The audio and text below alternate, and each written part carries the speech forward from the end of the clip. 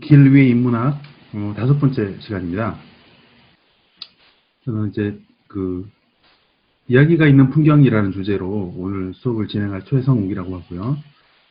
광주에서 약 20년 가까이 다큐멘터리 제작과 사진 취재를 하며 살고 있습니다. 여러 유수의 잡지와 신문 그리고 방송과 함께 일을 하고 있고요. 오랫동안 저널리즘에 관심 가지고 작업을 하면서 다큐멘터리를 만들어 왔습니다. 이렇게 만나게 돼서 반갑고요. 아무래도 대면해서 하는 수업보다는 좀 재미가 없겠지만 이렇게 마련된 시간 또 즐겁게 한번 수업을 해보도록 하겠습니다. 여러분들께서 아마 남원 전라북도 남원을 방문해서 이런저런 장소들을 함께 둘러보고 또 개인의 어떤 느낌들을 담아서 글을 쓰고 출판을 하는 프로젝트로 제가 들었는데요. 굉장히 값진 시간이 될 거라고 생각하고요. 제가 답사를 하거나 또 개인적으로 또 글을 쓰실 때 도움이 될 만한 이야기들이 좀 됐으면 하는 바람입니다. 자, 그러면 본격적으로 수업을 한번 시작해 보겠습니다. 네, 이야기가 있는 풍경이라는 제목을 달았지만요. 사실은 우리가 일상적으로 많이 접하는 사진에 대한 이야기를 조금 간략하게 좀 정리해서 듣는다라고 이해하시면 좋을 것 같습니다. 사실 이야기는 어디에나 있는 것이지만 굉장히 중요한 요소이죠. 우리 인류가 기록 문화를 형성한 이후로 사실은 이야기들로 인류가 이어져 왔다고 해도 과언이 아니죠. 어떤 사람들한테 어떤 정보를 전달하는 차원을 넘어서서 이야기에 감동받고 또 이야기를 통해서 공감하고 행동하면서 우리는 살고 있다고 볼 수 있습니다. 여러분들이 하고 있는 작업도 사실은 여러분들만의 이야기를 콘텐츠로 만들어내는 작업이기 때문에 오늘 시간이 특별히 더 의미가 있을 것 같고요. 사진이라는 매체가 가진 어떤 무한한 가능성과 상상력을 자극하는 시간이 되기를 기원합니다. 그러면 일단 사진이 무엇인가라는 이야기부터 시작을 해봐야 될 텐데요. 사진 스마트폰으로 워낙 많이들 찍고 계시니까 익숙한 매체가 되겠지만 아마 그동안 사진이라는 것의 본질에 대해서 많은 생각을 해보진 않았을 거라고 생각돼요. 우리가 살아가고 있는 세상은 3차원의 세계잖아요. 그런데 사진이라는 것은 2차원입니다. 즉 평면이라는 이야기죠. 실제 생활할 때 어떤 입체감을 갖는 공간에서 촬영한 사진이 2차원의 화면으로 전이가 돼서 우리가 모사한다 이런 표현을 쓰는데요. 어떤 화면으로 옮겨지게 될 때 육안으로 봤을 때 생생한 느낌 같은 것들은 반감이 되고 대신에 오랫동안 기억할 수 있는 어떤 매개물이 되는 것이죠. 근데 조금 과학적인 관점으로 사진이라는 게 뭔지를 좀 들여다보자면 제가 정리한 것처럼 사물의 표면에서 반사된, 다시 말하면 사물이 발산한 빛을 특정한 렌즈를 통해서 읽어낸 다음에 그 렌즈를 통해 들어온 빛의 일정한 순간 어떤 최적의 시간을 선택적으로 추출해내서 그것을 셔터를 누르는 동작을 통해서 추출하는 거죠. 결국 어떤 사각의 프레임 속에 고정시켜서 기록화하는 작업이라고 볼 수가 있을 것 같습니다. 과학적으로 설명하자면 굉장히 딱딱하고 재미가 없는데요. 우리가 중요하게 생각해야 될 것은 이때 기록되는 메시지라고 할 수 있어요. 사진에 어떤 메시지를 담을 것인가는 굉장히 핵심적인 어떤 메시지라는 것은 어떤 핵심적인 어떤 가치가 되는 거죠. 어떤 사진을 보든지 그 사진 속에는 메시지가 담기게 돼 있어요. 그게 어떤 중요한 메시지든 아니면 어떤 아주 단편적인 정보를 담고 있든지 간에 그것은 결국 메시지거든요. 네. 그러면 도대체 무엇을 찍어야 할 것인가? 의 문제를 얘기할 수밖에 없죠. 무엇을 찍을 것인가? 여러분들께서 찍으시는 사진들은 뭘 찍고 있는지 한번 생각해 보세요. 아마 거의 대부분 80% 이상이 여러분들 휴대폰 앨범을 뒤져보면 찍힌 사진의 80% 정도는 다 사람에 대한 사진일 거예요. 여러분들 주변에 친한 친구들이라든지 부모님, 가족들, 그리고 심지어는 자기 본인, 셀카까지 굉장히 많은 사진이 인물을 담고 있다는 것이죠. 또는 어떤 의미 있는 장소에 갔을 때 그 공간이라든지 예뻐 보이는 어떤 사물들, 그리고 뭐 맛있는 음식이라든지 이런 것들. 또 이런 경우도 있죠. 어떤 뭐 누군가의 결혼식이라든지 어떤 멋진 행사, 공연 같은 곳에 가서 거기서 벌어지고 있는 일들을 찍는, 저는 그걸 사건이라고 이제 표현을 했는데요. 어떤 이벤트, 사건 이런 것들이 있겠고, 또 구체적인 어떤 정보가 많이 드러나지 않는 풍경일 수 있겠고, 윗줄에 정리해 놓은 이것들은 다들 하나의 어떤 시각적으로 눈에 보이는 것들이죠. 네. 구체적으로 눈앞에 펼쳐지는 것들입니다. 근데 이 아랫줄이 중요하죠. 사진 속에는 구체적으로 눈에 보이는 것들만 담기는 게 아니라는 거죠. 어떤 현장의 분위기, 또 공간의 고유한 어떤 분위기 같은 것들도 당연히 함께 담기게 되고요. 당연히 특히 인물을 찍을 때는 인물의 표정에서 드러나는 감정, 표정이 어떤 구체적인 형상에서 그치는 게 아니라 그 표정을 통해서 나타나는 어떤 희로애락이라든가 하는 그런 인간의 감정 같은 게 당연히 담기게 되겠고요. 또 계속 얘기하고 있지만 메시지, 어떤 촬영하는 사람의 의도라고 볼 수 있겠죠. 그 메시지가 있겠고, 또 어떤 상황을 설명해주는 스토리 같은 것들도 담긴다는 거죠. 위쪽에 정리해 놓은 이 인물에서부터 풍경까지 이런 것들이 구체적으로 어떤 눈에 보이는 정보들이라고 한다면, 이 아랫줄에 있는 것들은 눈에는 보이지 않지만 분명히 존재하는 것들, 어떤 사진의 아우라와 어떤 구체적이지 않지만 그 사진을 매력 있게 만들어주는 요소들이라고도 볼 수 있어요. 그래서 사진에는 당연히 보이는 것들이 담기지만 동시에 보이지 않는 것들도 함축돼서 내포된다라고 여러분께서 알고 계시면 좋을 것 같습니다. 사진은 결국 커뮤니케이션이다 라고 적어놨는데요. 커뮤니케이션이라고 하는 것은 어떤 메시지를 두고 쌍방이 서로 소통하는 도구란 이야기죠. 내가 누군가에게 하고 싶은 이야기나 전하고 싶은 메시지를 보통은 글로 쓰거나 직접 전화를 걸어서 통화를 하거나 또 그림을 그리거나 많은 것들이 있겠지만, 이 사진이라는 하나의 시각적 이미지로 표현을 하는 것입니다. 네. 그래서 사진이 하나의 언어가 되는 것이죠.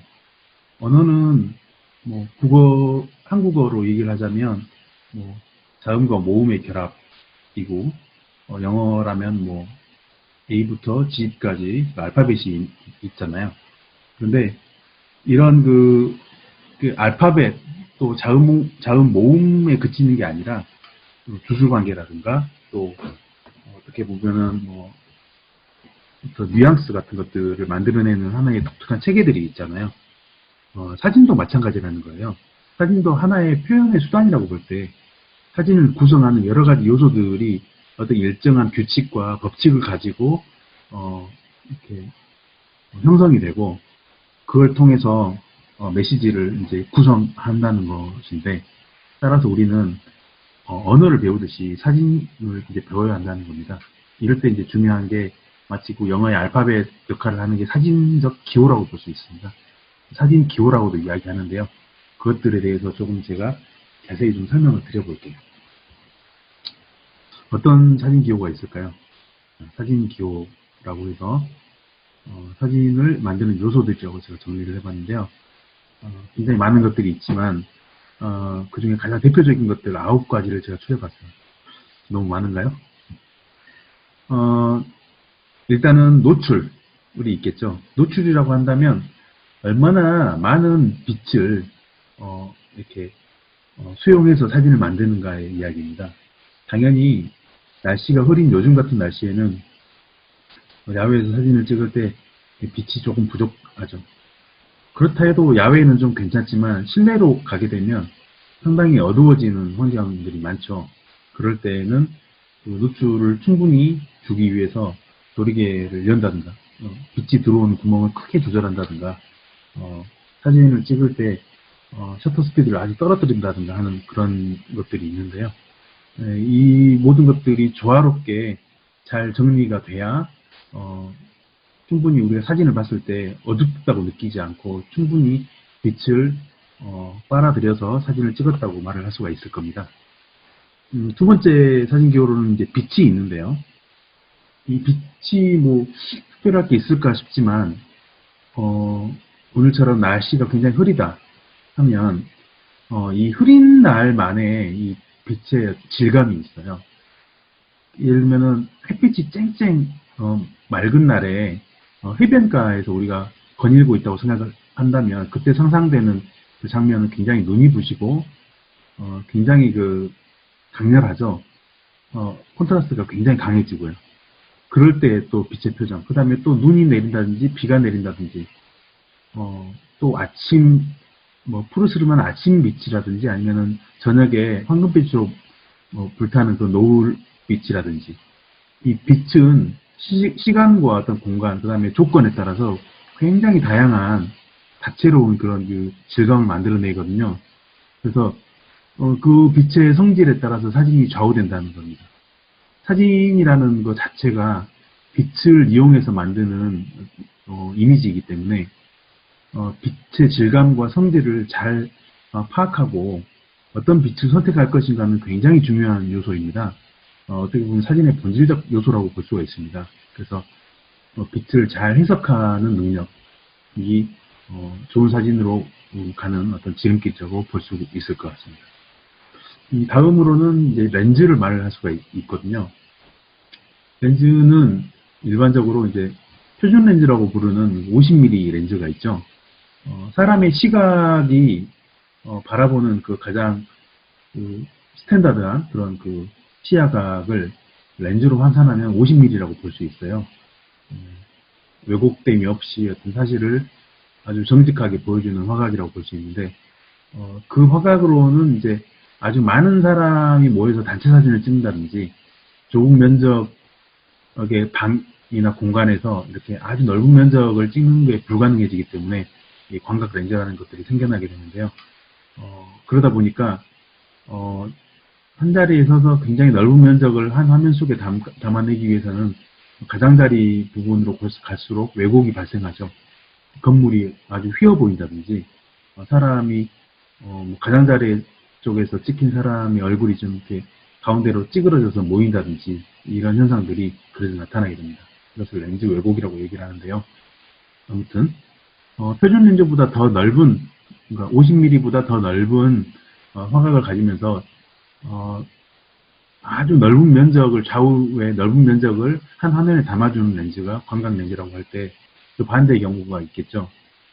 아주 멀찍이 떨어져 있는 사람인데 마치 눈앞에 앉아 있는 것처럼 아주 크게 이렇게 확대해 가지고 대신에 아주 좁은 좌우 면적을 가지고 찍는 그 렌즈. 멀리 있는 물체도 가까이 당겨주는 그 장점은 좋지만 이 망원 렌즈를 이용해서 사진을 찍게 되면 아무래도 멀리 있는 사람을 좀 당겨서 찍었구나 이런 느낌을 좀 갖게 되거든요.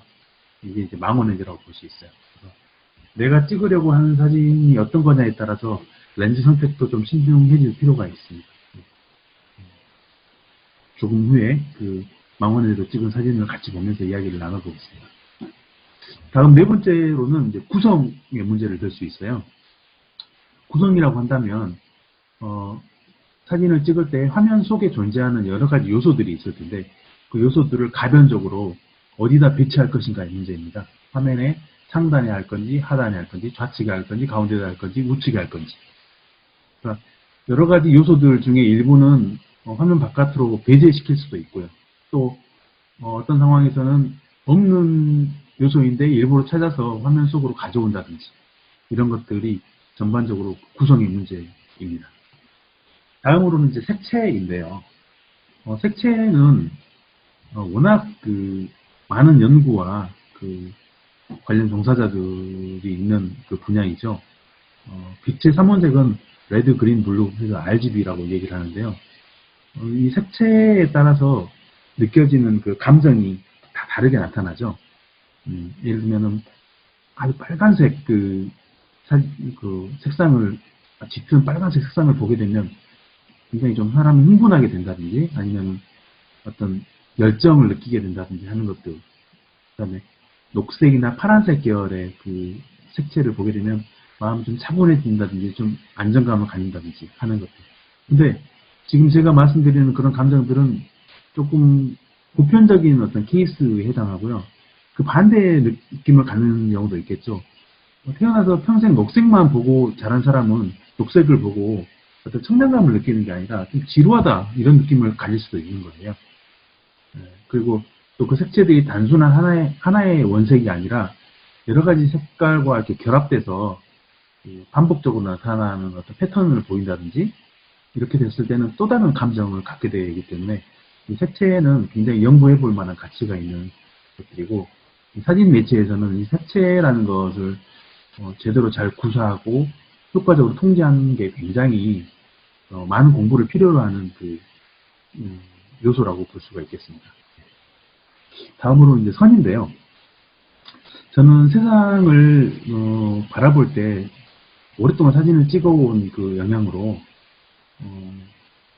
어떤 그 하나의 도형이라든지 어떤 단순화된 어떤 그 이미지로 이렇게 그 전환시켜서 보는 습관들이 생겼는데요.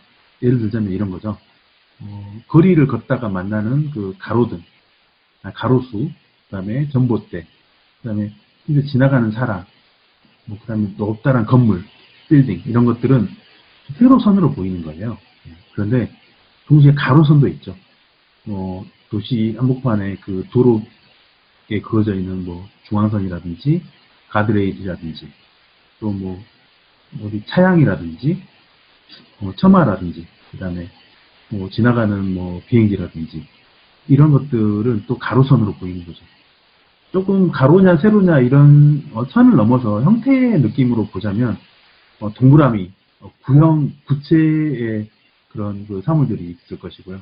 또 어떤 것들은 세모 또는 네모 이런 그 도형으로 또 단순화시킬 수도 있겠죠. 그래서 여러분들께서도 바라보는 사물들을 그렇게 단순화시켜서 하나의 선이나 어떤 그 도형으로 한번 바라봐 보세요. 굉장히 재미가 있을 겁니다. 네. 다음으로는 이제 앵글인데요. 앵글이라는 그 단어의 뜻을 정확하게 여러분들이 잘 모르고 쓰는 경우들이 많이 있더라고요.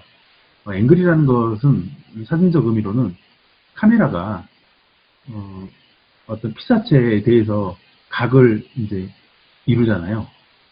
예를 들면 같은 높이에 있는 카메라와 같은 높이에 있는 물체를 하나의 선으로 연결하면 수평선이 되겠죠. 네. 그 상태를 아이 레벨이라고 합니다. 아이 레벨 앵글이라고 하는 거죠. 눈높이를 맞췄다는 거죠.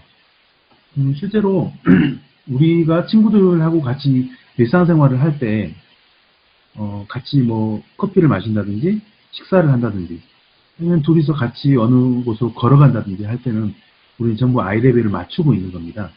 네. 어떤 친구가 편안하게 둘이서 이야기를 하는데 예를 들면 커피숍에서 친구랑 둘이 만났는데 어떤 한 친구는 앉아서 이야기를 하고 어떤 한 친구는 서서 이야기를 하는 경우는 없거든요. 네. 보통은 뭐 커피숍에 들어와서 주문한 후에는 앉아서 같은 눈높이에서 이야기를 합니다. 그래서 대등한 것이죠. 수평적인 겁니다. 그런데 때에 따라서 어떤 한 사람은 뭐 높은 건물 위에 올라가서 아래 그 지상에 있는 어떤 사람을 보고서 내려다보면서 이야기를 할 수도 있죠. 그럴 때 그 아래에 있는 사람이 어떻게 보이나요? 대부분은 그런 경험들이 한 번씩 다 있으실 텐데 평소에 키가 좀 크다고 느꼈던 사람도 저만치 아래 지상에 있는 것을 내려다보게 되면 굉장히 작고 왜소하게 귀엽게 느껴지죠.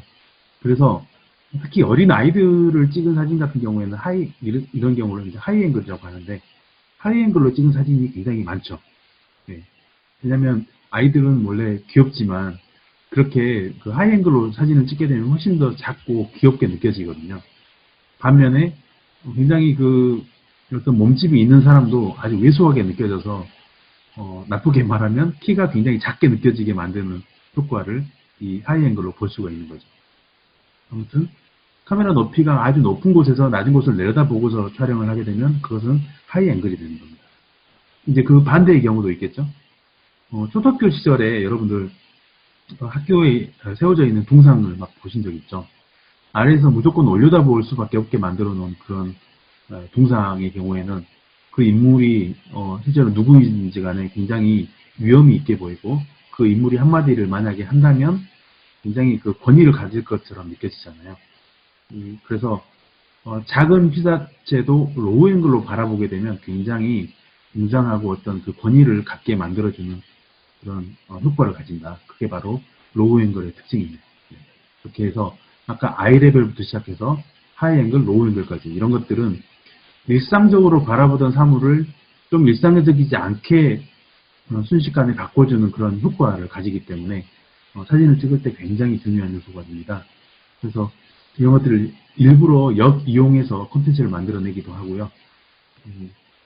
그래서 내가 찍는 사진을 어떤 앵글로 촬영할 것인지를 여러분들께서 앞으로는 한 번쯤 생각을 해보시기 바래요. 같은 높이로 찍는 그 아이레벨 같은 경우에는 편안하고 익숙한 느낌은 있지만 좀 새롭게 느껴지는 건 없거든요.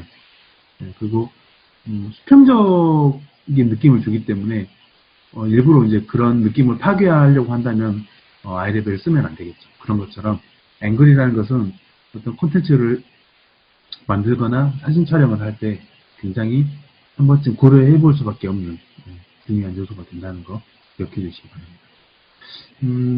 좀 재미가 없나요? 네. 하지만 지금 7개의 그 사진 기호를 설명을 드렸는데 이것들은 아주 그 사진의 기초를 이루는 아주 엘리멘트, 그러니까 요소라고 볼 수가 있어요. 이런 것들은 기본적으로 좀 알고 찍으셔야 한다는 거 강조합니다. 다음으로는 이제 구도인데요. 구도라는 것은 아까 그 앞서 설명드렸던 그 구성과도 좀 연관이 되긴 하는데 중심적으로 사진에 등장하는 피사체, 그다음에 어떤 지형지물 같은 것들을 어떻게 사각의 프레임 속에 배치할 것인가의 문제이거든요. 네, 그런데 예를 들면 뭐 많은 아주 사람들이 만들어낸 수없이 많은 구도가 있죠. 뭐 평행구도, 그다음에 뭐 정사각형 구도, 원구도, 뭐 이런 식으로 화면 속에 어떻게 그 중심 피사체들을 배치할 것인가의 문제와 더해서 이렇게 그 컴포지션이죠. 네. 그 구도를 멋지게 잘 해내는 것에 어떤 왕도는 없는 거고요. 여러 가지 많은 피사체들을 테스트하면서 나름대로 자기만의 어떤 기준과 룰을 만들어 나가면 될 것 같습니다. 이후에 그 예제로 보여드리는 사진을 보면서 한 번씩 배워보도록 하겠습니다. 네. 그리고 이제 오늘 마지막으로 설명드릴 사진 기호는 이 배경인데요. 우리가 예를 들어서 어떤 나의 친구의 사진을 찍는다고 할 때 사진에 담기는 것은 그 친구의 얼굴만이 아니잖아요. 그 얼굴 뒤편에 배경도 함께 담기게 되는 거예요. 그래서 배경이 말끔하게 잘 정리가 된 사진을 보면 당연히 시선이 그 전면에 찍혀 있는 중심 피사체, 즉 인물에 이렇게 맞게 되지만 배경이 굉장히 산만하거나 또 우리 배경에 있는 요소들이 내가 목표로 삼은 어떤 인물, 내 친구의 얼굴보다 더 눈에 띈다든지 하면 굉장히 산만한 느낌을 주게 되는 거죠. 또는 우리 관광지나 어디 여행을 갔을 때 아주 멋진 풍광과 함께 인물을 함께 담는 경우에는 배경이 오히려 인물보다 더 중요하다고 느껴질 수도 있잖아요. 하지만 결국 중요한 것은 내가 어떤 인물이나 피사체를 타겟으로 해서 사진을 찍을 때 당연히 그 뒤편에 있는 배경도 함께 찍힌다는 것을 여러분들께서 아시고 배경이 과연 내가 찍으려고 하는 피사체를 잘 설명해주고 잘 해설해주는 배경인지 또는 그 배경을 통해서 그 배경의 어떤 대표적인 요소들을 그 앞에 내가 찍고 있는 그 피사체가 온전히 잘 이렇게 상징하고 은유하는지 이런 것들을 역으로 한번 생각해 보면 굉장히 다양한 배경이 많은 그 사진의 차이를 만들어낸다는 걸 여러분께서 아실 수가 있을 것입니다. 네. 다음으로는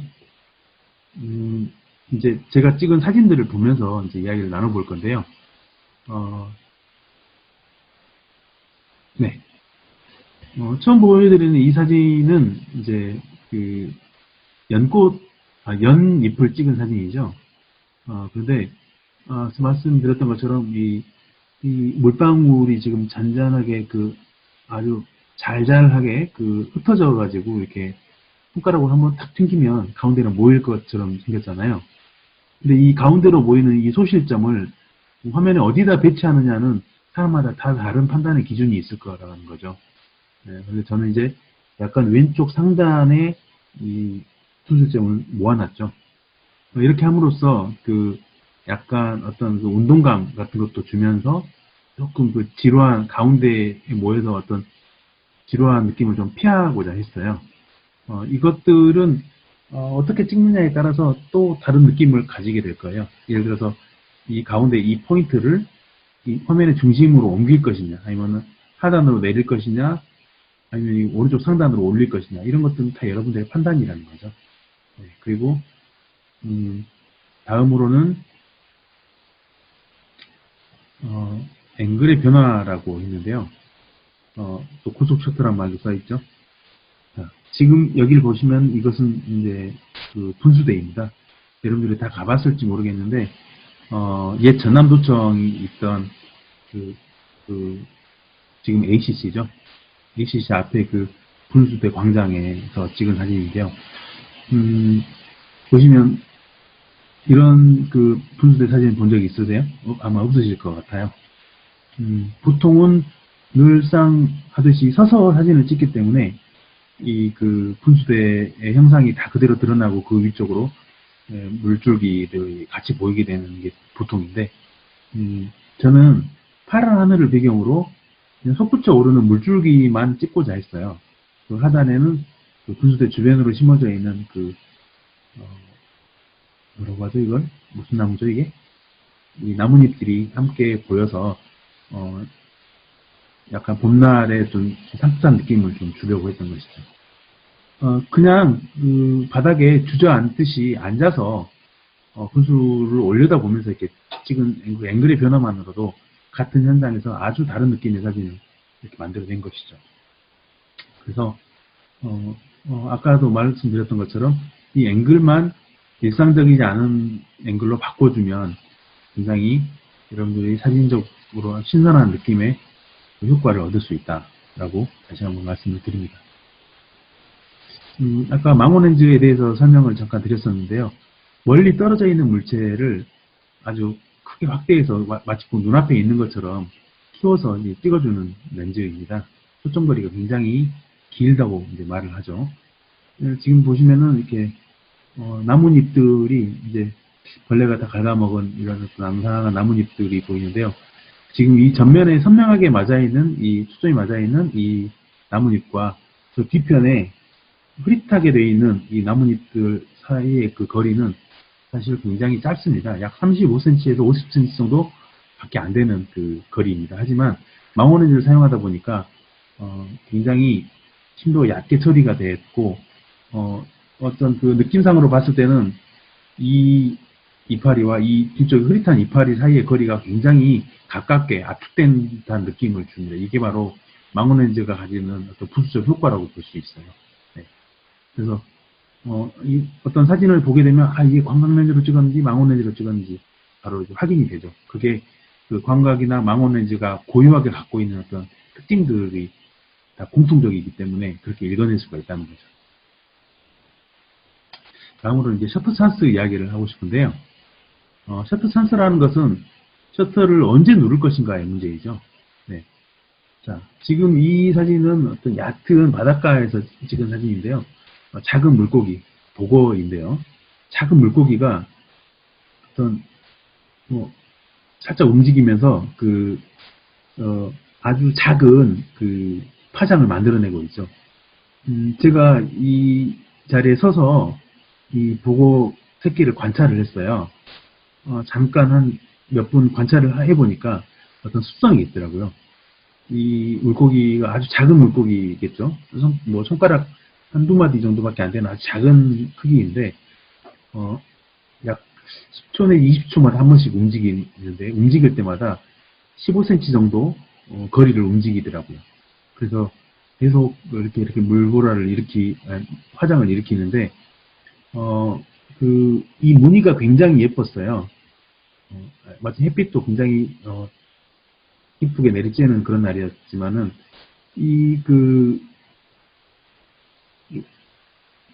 보고가 만들어내는 이 물줄기, 이 파장이, 아주 순식간에 이렇게, 만들어내다 보니까, 조금만 시간이 지나면 이 파장 간의 간격이 넓어져가지고 사진이 안 이뻐지겠더라고요. 그래서 이 물고기가 막 움직이기 시작하는 그 순간을 아주 정말 짧은 그 찰나를 노려서 사진을 찍어야겠다고 생각을 해가지고 한 2번 정도 테스트를 해보고 3번째 만에 성공한 사진입니다. 제가 아주 원하는 느낌으로 잘 찍혔어요. 굉장히 좀 뭐랄까 막 어떤 어린 새끼가 막 걸음마를 하려고 하는 그런 느낌도 받죠. 그래서 제가 시작의 순간이라고 이름을 정해봤습니다. 네. 이런 것처럼 어떤 내가 원하는 장면을 정확하게 얻어내기 위한 순간들이 있는 거죠. 빛이 워낙 빠른 속도로 움직이기 때문에 그 짧은 순간들을 잘 노려서 찬스를 잡고 사진을 찍어야지 정확하게 내가 원하는 느낌으로 사진을 얻어낼 수 있다는 말씀을 드리고 싶습니다. 다음으로는 일상의 관찰인데요. 이곳은 이제 화순의 어느 정자예요. 아주 한가롭고 평화롭죠. 아주 큰 아름드리 나무가 한여름에 이렇게 무성하게 이파리가 이렇게 나와 있고요. 그 밑에 정자가 있는데 한 분은 누워 계시고 한 분은 이렇게 앉아 계시는 모습이 멀리서 봐도 굉장히 시원스럽고 평화로워 보입니다. 저는 평소에 이렇게 너무 바쁘고 좀 정신없이 살고 있어서 그런지 모르겠지만 이런 풍경들을 보면 굉장히 편안해지면서 또 동경하게 되거든요. 그래서 이렇게 한가로운 풍경을 보면 아주 기분이 좋아지고 이렇게 수시로 사진을 찍습니다. 그런데 일상의 관찰이라고 했던 것처럼 본인이 다 누구나 자기 관심사들이 다 다르지만 분명한 관심사들이 있단 말이죠.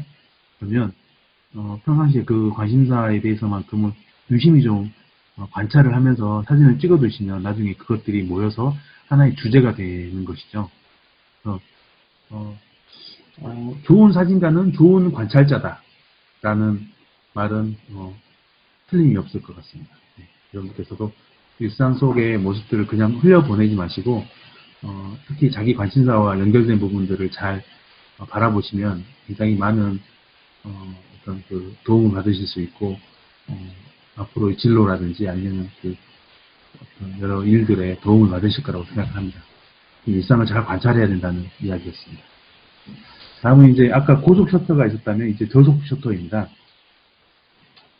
무슨 얘기냐면 이것은 이제 불타고 있는 장작더미에서 불티가 이렇게 튀는 거죠. 근데 잘 보시면 불티가 점으로 튀는 게 아니고 이렇게 하나의 궤적을 그리면서 긴 실처럼 이렇게 뻗어나오고 있죠. 풀무라고 하죠. 아궁이에 이렇게 바람을 확 불어넣어주는 그런 도구인데요. 풀무질을 하는 곳들은 대부분 쇠를 다루는 곳들, 대장간이라든지 이런 것들인데, 이렇게 풀무질을 할 때마다 이렇게 확 불길이 일어나면서 이 작은 불티가 튀는 장면인데, 그게 튀는 게 아니라 이런 식으로 기이다나 어떤 선을 이렇게 이루면서 하나의 그 형상을 만들어내고 있는 장면을 제가 찍은 것이죠. 네. 다음으로는 이제 프레이밍을 이제 들 수 있는데요. 이것은 불타고 있는 아궁이 속을 찍은 거예요. 아궁이의 겉은 찍질 않았어요.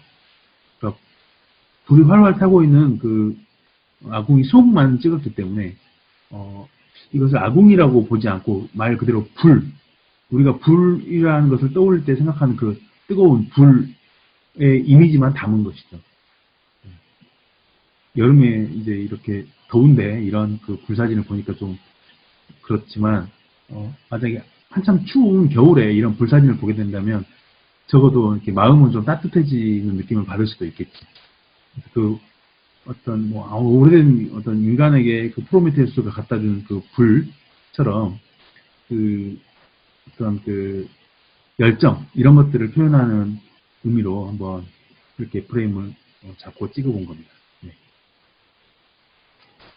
다음은 이제 은유와 상징인데요. 뭐처럼 보이십니까, 여러분 이거? 뭐 대본에 바로 알아맞추는 사람도 있었겠지만 상당히 많은 사람들이 이 사진을 보고 이게 뭔지 잘 알지를 못하더라고요. 네. 어떤 사람은 산이냐고도 하는 사람이 있었을 정도니까요. 그런 반응들을 보면서 굉장히 기뻤습니다. 왜냐하면 제가 의도했던 것이거든요. 지금 이것은 소의 등입니다. 여러 마리 소의 머리와 꼬리 부분을 다 없애버리고 등만 찍은 사진이에요. 이것은 뭐냐면 제가 평소에 소에 대해서 가지고 있던 생각을 좀 표현을 해본 것이죠.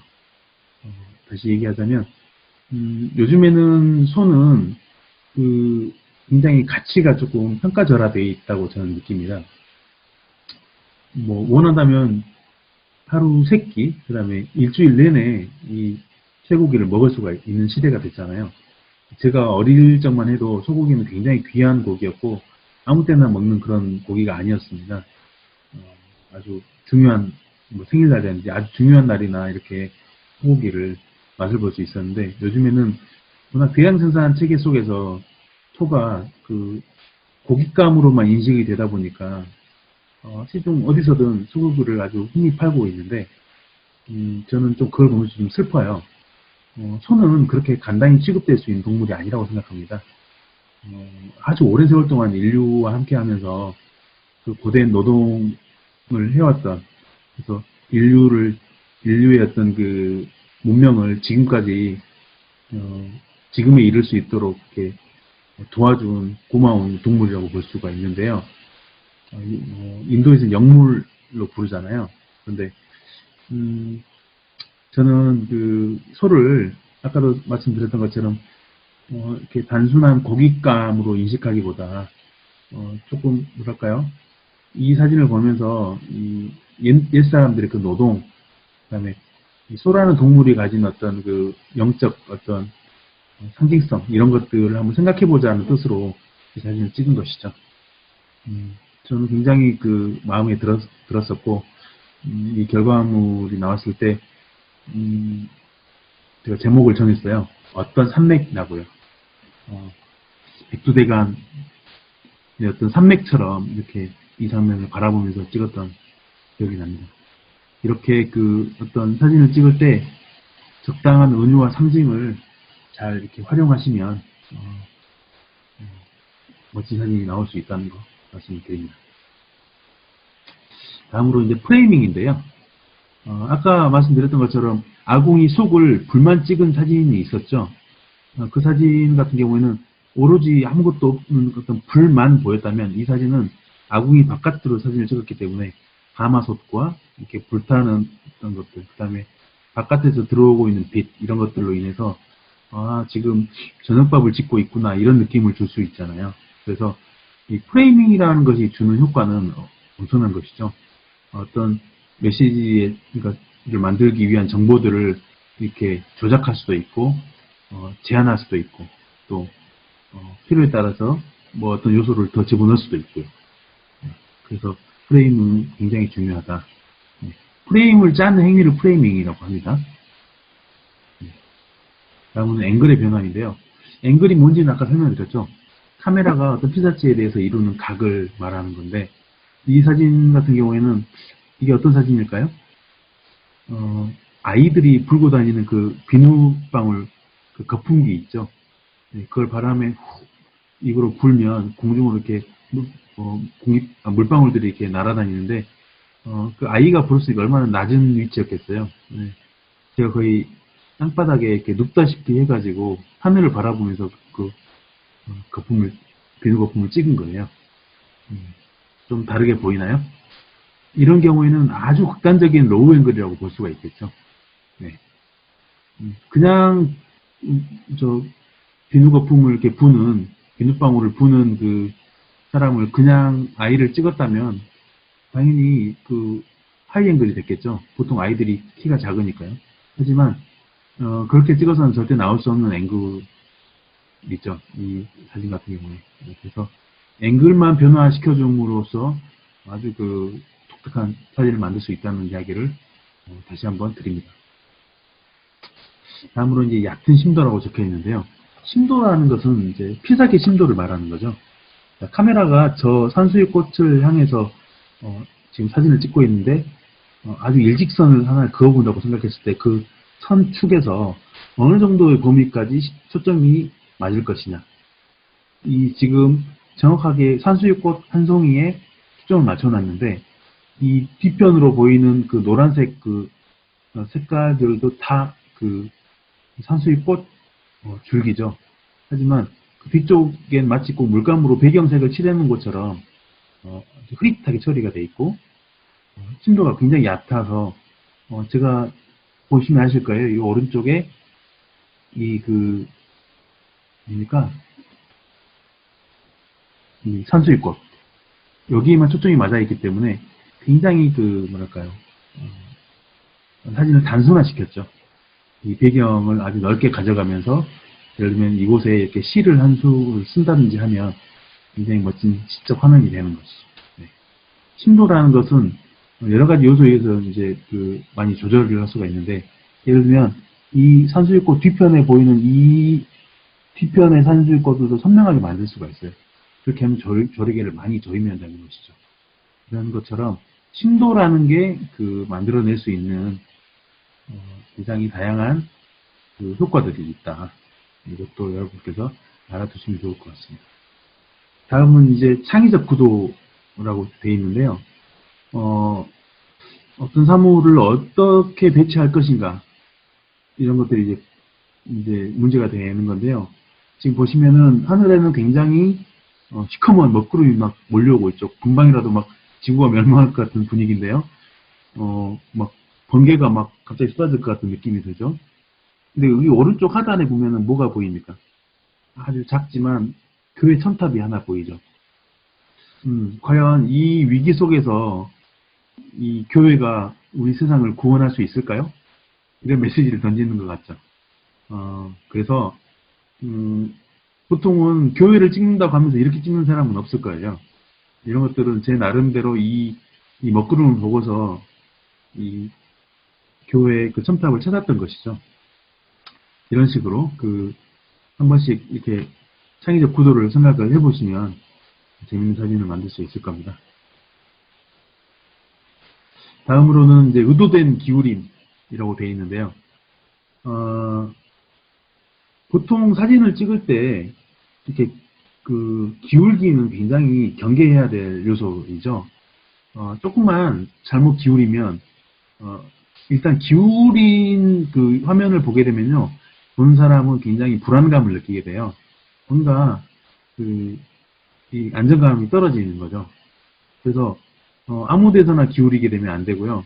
이 기울임을 쓰는 순간은 의도적인 어떤 불안감을 줘야겠다고 생각될 때 기울여야 되는 거죠. 이 장면을 보고 여러분들은 어떤 순간이 떠오르세요? 아마 광주에서 조금 산지가 오래된 사람들은 이 사진을 보고 바로 어떤 사건을 떠올렸을 거예요. 1980년도에 일어났던 대학살 사건이죠. 광주 5.18을 재현하는 어떤 행사에 갔다가 제가 그 그림자처럼 표현된 뛰어가는 그 군인들의 군합발을 찍은 사진인데요. 이때 그 생각을 했죠. 이걸 정직하게 그냥 다 보여주는 것도 좋지만 이렇게 일부를 가져와서 상징적 요소들을 이용해서 이렇게 6.18의 참상을 한번 유추해 볼 수 있는 화면을 만드는 것도 좋겠다 싶어서 의도해서 이렇게 기울여서 사진을 찍었습니다. 어떠신가요? 그날의 긴박함이 좀 느껴지실까요? 다음으로는 이제 대상과의 심리적 거리라고 제가 좀 적어봤습니다. 여러분들 오늘 처음 본 사람을 이렇게 가까이 다가서서 거의 카메라와의 거리가 50cm도 채 되지 않을 것 같은데요. 광각 렌즈로 사진을 찍은 거죠. 마치 꼭 이 사람이 손을 뻗으면 화면 바깥으로 튀어나올 것 같은 그런 느낌 받지 않으세요? 보시면은 굉장히 거리가 가까운데 처음 보는 사람을 이렇게 가까이 가서 사진을 찍을 수 있겠어요? 아마 여러분이 굉장히 어려움에 봉착할 겁니다. 이렇게 가까이 다가서기 위해서는 일단 찍히는 대상과 사진 찍는 나 사이에 정서적 교감이 좀 있어야 돼요. 그래서 이 사람이 내가 이렇게 다가가도 불편을 크게 느끼지 않을 만큼의 어떤 그 심리적 안정감을 줘야지만 이런 장면을 찍는 게 가능해집니다. 그래서 처음 본 사람을 찍을 때 저는 절대 만나자마자 사진 찍지 않아요. 충분치는 않더라도 이런저런 대화를 나눠보고 눈빛으로도 메시지를 보내고 해서 내가 당신에게 선의를 갖고 있고 이 사진은 어떤 특별한 다른 목적이 있는 게 아니라 나의 사진적 호기심과 어떤 이 순간의 기록을 위해서 하는 거기 때문에 양해해달라 이런 무언의 눈빛을 보내거든요. 그러면 그것을 또 대략 알아듣습니다. 그 사람들은 굳이 말로 표현하지 않더라도. 그래서 가까이 다가서서 사진을 찍을 수가 있게 되는 거죠. 아주 멀찍이서 망원렌즈를 이용해가지고 어떤 사람은 크게 확대해서 찍는 것도 물론 가능하죠. 하지만 지금 찍는 것과는 아주 전혀 다른 느낌을 갖게 되고요. 그렇게 됐을 때 심리적 거리는 좁혀지지 않습니다. 네. 그래서 이렇게 뭔가 손을 뻗으면 닿을 것 같은 거리에서 생동감이 넘치는 그 장면을 찍기 위해서 여러분들께서는 대상과 충분히 교감을 하시라 이런 말씀을 드립니다. 다음으로는 이제 위트와 리듬인데요. 우연히 찍게 된 사진이에요.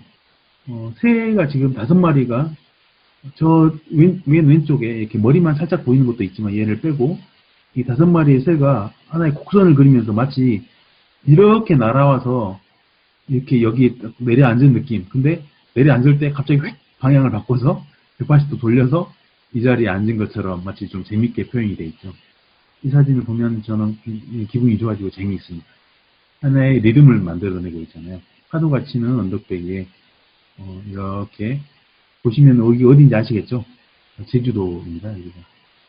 이런 곡선을 만들면서 어떤 제주 바다의 어떤 특징을 표현했다면 하얀 새가 까만 돌 위에 이렇게 내려앉다가 막판에 획 돌아앉은 거죠. 네, 이런 것들이 하나의 재미를 준다, 미트를 준다, 이런 얘기를 하고 싶었습니다.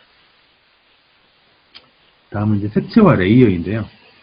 전체적으로 보면은 이 하늘도 그렇고 이 육교도 그렇고 파란색이죠. 파란색 계열. 근데 이 중간에 빨간색이 있고 그것도 이렇게 한 칸이 나눠져서 어떤 그라데이션 그 레이어가 있고요. 아래쪽은 굉장히 어두컴컴한 검은색이죠. 자, 이 파란색 육교 위로 별로 가난하게 생기지 않은 그 중년 여성들이 지나가고 있고요. 이 위쪽에는 반대 방향으로 남성들이 이렇게 광고탑 위에서, 이게 광고탑이거든요. 광고탑 위에서 이렇게 일을 하고 있죠. 뭔가 보이지 않지만 우리 사회가 어떤 하나의 계급으로 이루어진 그런 사회는 아닐까. 그리고 가장 높은 곳에 있지만 이 사람들은 일을 하는 사람들이고 이 중간에서 사람들이 무표정하게 고개를 좀 숙이고 자기 갈 길만 묵묵히 가고 있는, 서로가 서로의 존재를 바라보지 않고 이렇게 층층이 나눠져 있는 그런 느낌들을 좀 표현하고 싶었습니다. 다음으로는 이제 메시지와 스토리인데요. 이 사진 같은 경우에는 2005년 1월에 제가 브라질에 취재를 가서 찍은 사진입니다. 세계 사회 포럼이라는 행사가 있었는데요. 다른 세계는 가능하다라는 슬로건을 걸고 우리 사회가 또 세계가 앞으로 어떻게 나아가야 할 건지, 그래서 어떻게 빈민들을 구제하고 주택 문제라든지 기아, 그다음에 이렇게 정치적 분쟁들을 해결하고 서로 공존하는 평화로운 세상을 만들 건지, 이런 것들을 오랜 시간 동안 이렇게 토론하고 논의하고 강연을 듣고 하는 그런 대규모 세계적인 프로젝트였는데요. 세계사회 포럼 아마 지금은 중단됐을 거예요. 여기를 취재를 가서 이 순간을 한 장으로 좀 표현하는, 이 행사의 의미를 한 장으로 표현하는 사진을 좀 찍고 싶어서 돌아다니다가 이 지역의 그 예술가들이 직접 천연염색을 해서 만든 이런 수제 티셔츠들, 그리고 이 오른쪽 편에 보니까 자전거를 탄 사람이 천천히 오고 있어요. 위에는 이렇게 거의 아무도 걸치지 않았는데 이 자전거를 타고 느릿느릿 오길래 이 맨 작은 티셔츠, 여성용 티셔츠 밑으로 딱 지나가면 이게 딱 중심을 잡아줄 것 같은 느낌이 들더라고요. 그래서 이 순간을 노려서 기다리고 있다가 착각 찍었죠. 좋은 평가를 받았던 작품입니다.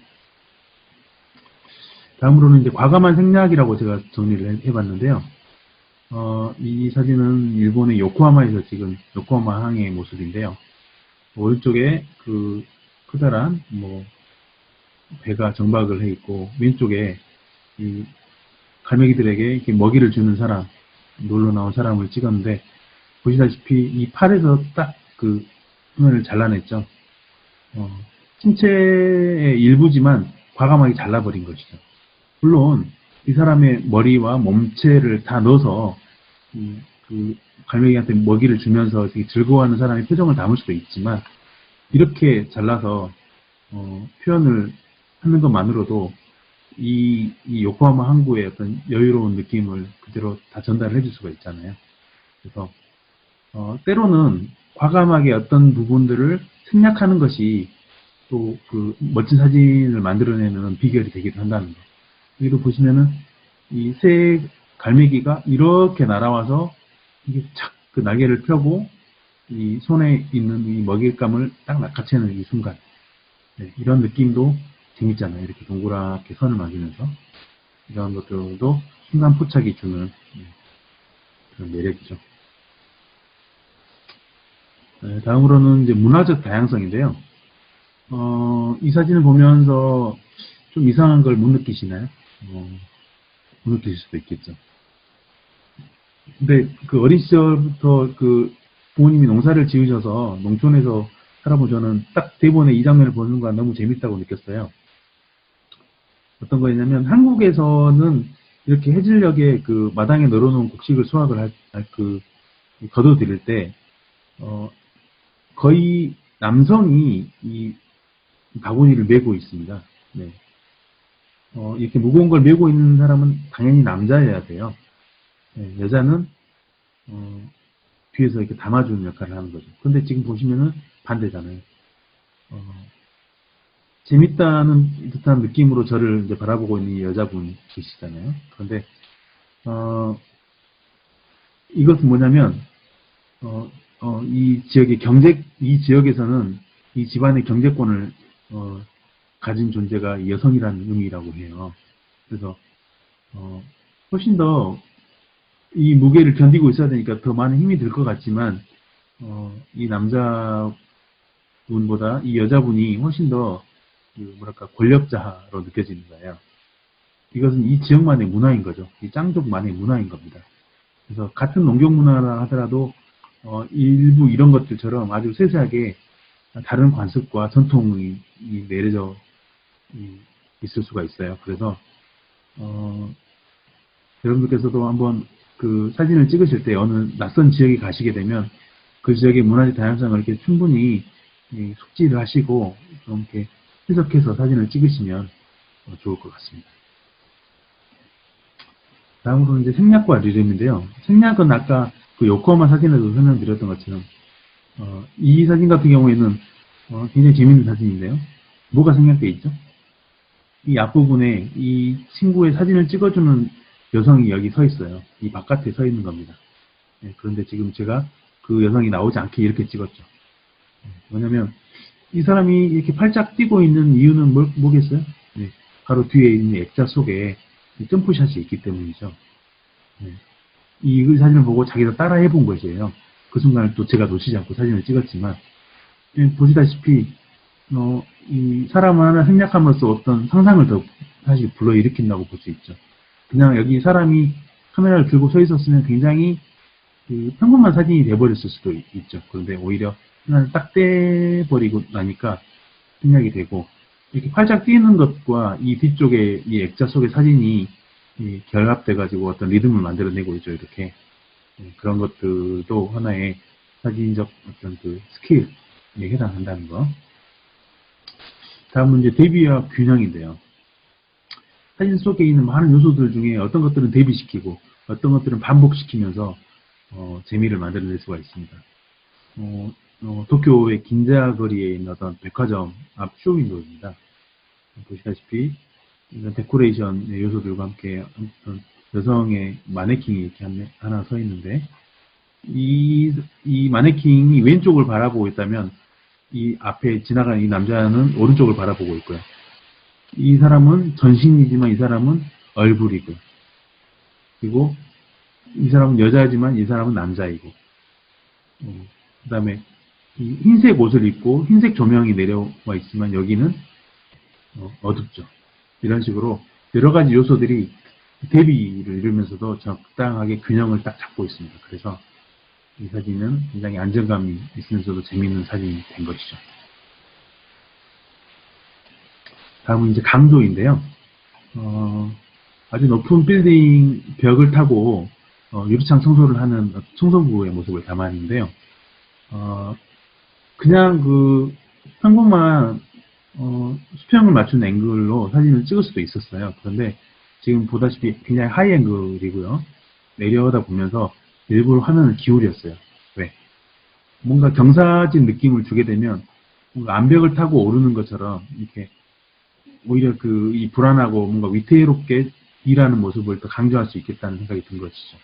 네, 거기에 이렇게 늘어뜨려진 그 줄들이 이렇게 흐릿하게 지나가고 있고, 이래서 굉장히 뭐랄까 반사된 이런 유리창의 모습과 함께 굉장히 뭔가 위태롭게 일을 하는 사람들의 그런 일상을 표현하고 있습니다. 그래서 그 느낌을 강조한 것이죠. 이 기울임만으로. 네. 이런 것들도 하나의 팁으로 말씀을 드립니다. 다음은 이제 순간 포착인데, 아까 셔터 찬스와 크게 다르지 않은 이제 이야기가 되겠죠.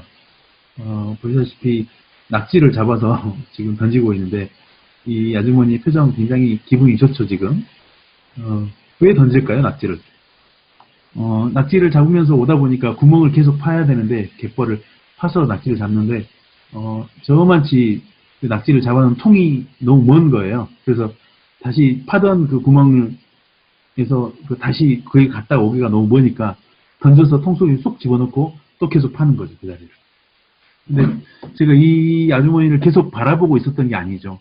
어딘가 다른 곳을 바라보는 사진을 찍고 있다가 고개를 순간 돌리려는 찰나에 뭔가를 던지려고 하는 듯한 느낌이, 액션이 보여서 반사적으로 사진을 불과 1초 만에 사진을 찍었는데 다행히 딱 초점도 잘 걸렸어요. 그래서 이 낙지를 던지고 있는 아주머니의 표정을 잘 잡아냈습니다. 저는 굉장히 이 사진 볼 때마다 기분이 좋아지거든요. 순간 포착이 주는 시각적 어떤 효과가 있다. 자, 시적 여유의 이야기를 하고 싶은데요. 보시다시피 화면의 왼쪽 편을 굉장히 여유 있게 비우고, 이 여성 소녀가 이렇게 전통 의상을 입고 활짝 웃는 장면을 사진을 찍었죠. 중국 원남성에 취재 갔을 때 찍은 사진인데요. 이 시적 여유라고 하는 것은 뭔가 어떤 내가 타겟으로 하는 그 대상을 정밀하게 잡아내는 것뿐만 아니라 화면에 어떤 나만의 가진 느낌을 이렇게 담는 것이에요. 그래서 세상을 시적으로 바라봐야 한다는 것이죠. 시각 자체가 너무 이렇게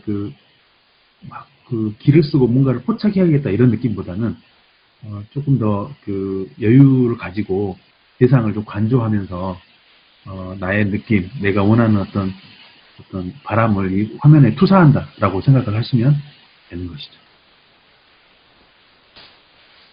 비슷한 이야기인데요.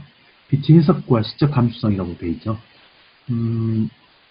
이 화면에 보이는 배는 사실 하얀 배입니다. 아주 새하얀 배거든요. 그런데 왜 이렇게 노르스름하게 황금빛으로 물들어 있을까요?